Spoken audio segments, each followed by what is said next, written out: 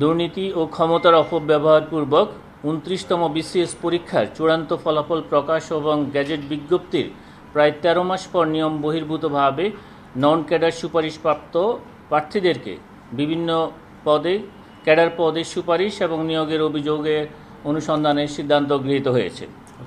নিয়োগপ্রাপ্ত ২১ জনের মধ্যে প্রশাসন ক্যাডারের ৫ জন, আনসার ক্যাডারের ১ জন, শুল্ক এবং আবগারি ক্যাডারের ৪ জন, ইকোনমিক ক্যাডারে ২ জন, পরিবার পরিকল্পনায় ক্যাডারে ২ জন, পররাষ্ট্র ক্যাডারে ১ জন, পুলিশ ক্যাডারে ২ জন, কর ক্যাডারে ৩ জন ও সাধারণ শিক্ষা ক্যাডারে ১ জন রয়েছেন।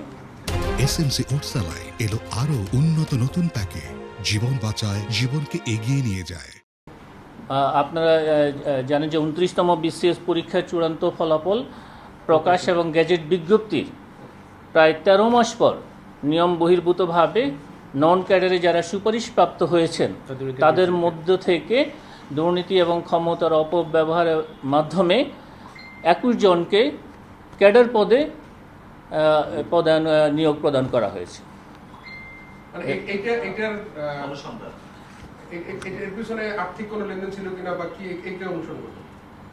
নিয়ম বহির্ভূতভাবে যখন হয়েছে তখন আপনাকে আমরা এই বিষয়ে অনুসন্ধানের সিদ্ধান্ত গ্রহণ করা হয়েছে, সুতরাং অনুসন্ধানে সব বিষয়গুলো উঠে আসবে।